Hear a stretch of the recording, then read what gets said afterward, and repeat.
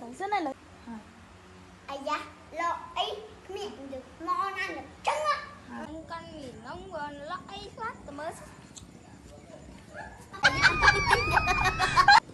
mình ní mà thấy đấy ngày ní mà sai sầm bẩn lắm con đập như rồi mình rồi mình ơi khá dễ hạt tầng tàu ca ấy tính không ủa đâu vậy là hai nó mẹ lên đi lên thế lấy mà lấy cắt dây lên hai cục mày tiết tiền đấy chứ anh ấy mua thấy bòn